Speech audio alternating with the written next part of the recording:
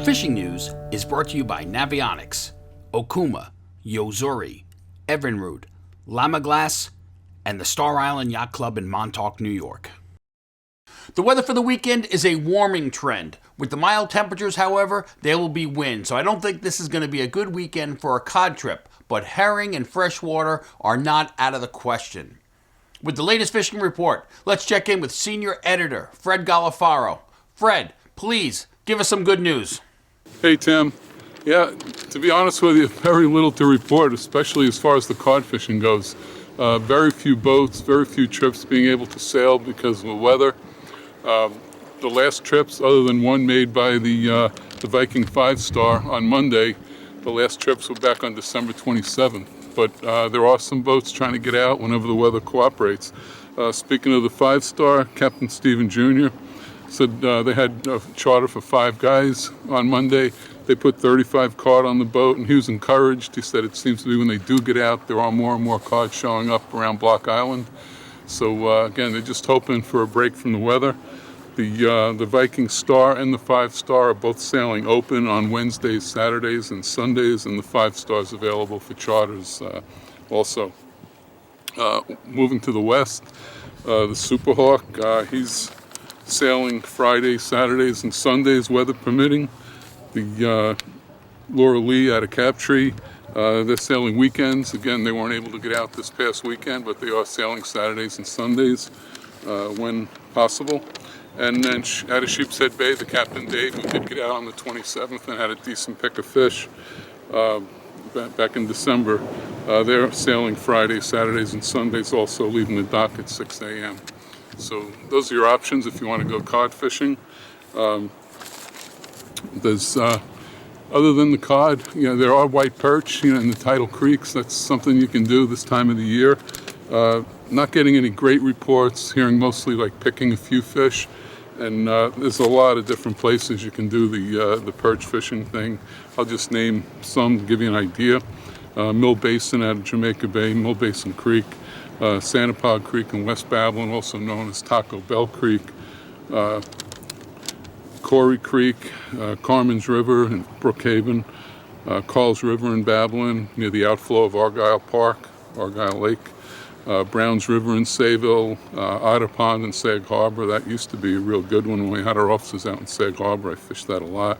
The Nisququag River, Beaver Dam Creek in Brookhaven, Tuttle Creek in Patchogue, and of course, the Connecticut River also along with Carmen's.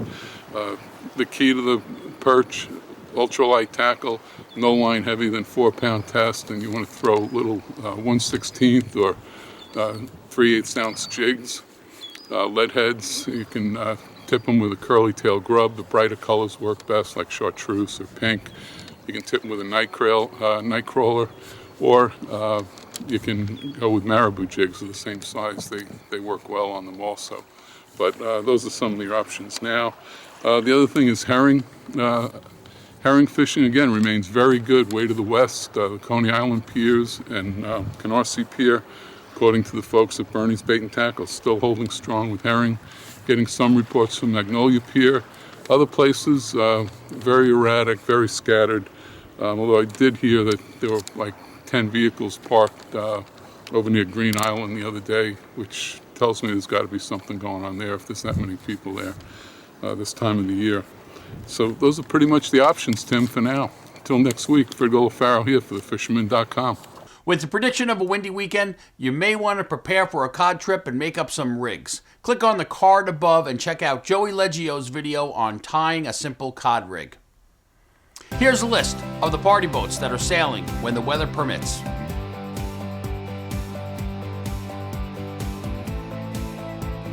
The Fisherman is promoting the 3 R's, release, reduce, and rebuild. When you purchase this sticker, for $10, you're funding this critical research utilizing satellite tracking technology. Show your support and visit thefisherman.com or visit their booth during one of the many shows in this winter season, so this study can continue and we can learn more about striped bass. Check out the January issue of the Fisherman magazine and see the tracking info from tag number 2. Who would have thought that striped bass would travel to the canyon? So far, we have already raised a considerable amount of money towards new tags to keep this research going. Check out thefisherman.com and see the donor list.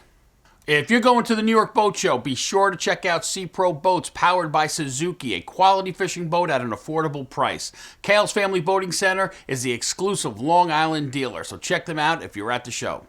Let's see what Captain Al Lorenzetti is up to from the Fire Island area and the Great South Bay. Hey Tim, Fire Island report. Things are pretty quiet. Post-holidays, it's cold. A few codfish on the wrecks offshore.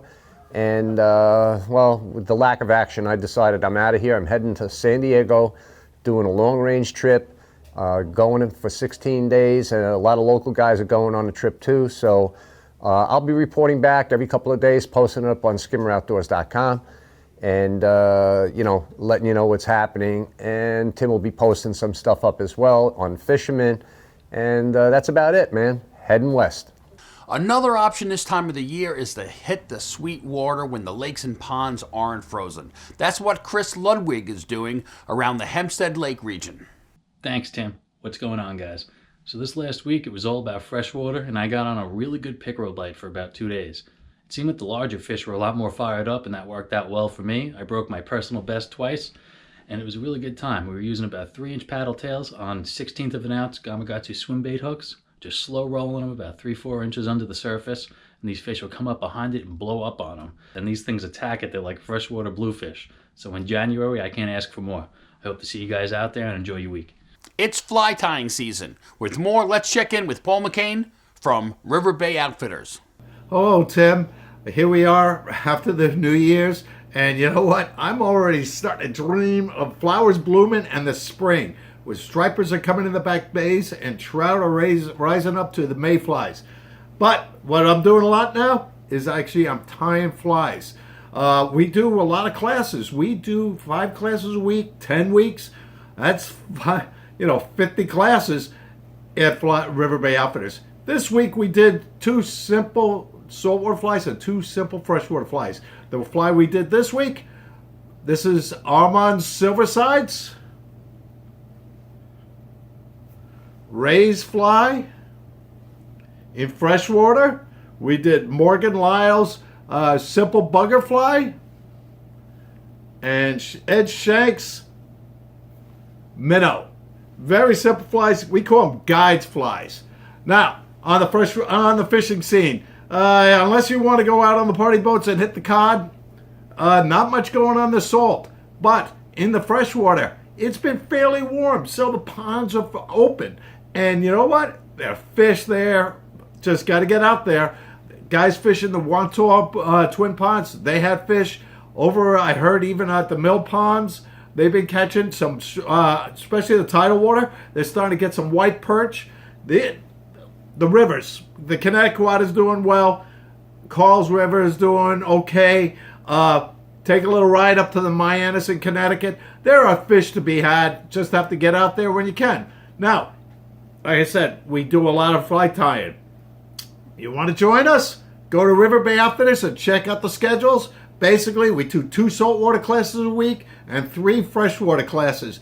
At $5, it's great to get out. Have a cup of coffee and you already made your money. You got 2 flies to go home with. But anyway, this is to next week. Tight lines, everybody. And I will talk to you next week. Captain Mark McGowan at Cow Harbor Bait and Tackle has been working on his custom rod line specifically designed for this area. Click on the card above for an in-depth look at the creation of these new rods. Check out these upcoming events.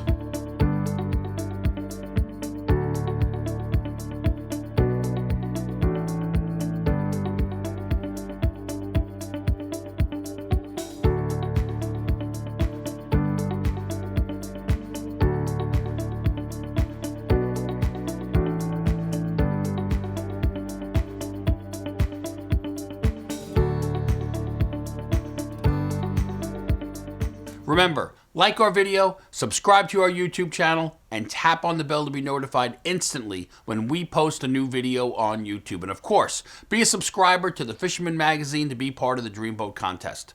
Check out this video's description on YouTube for all the related links and more information. See you next week right here at thefisherman.com.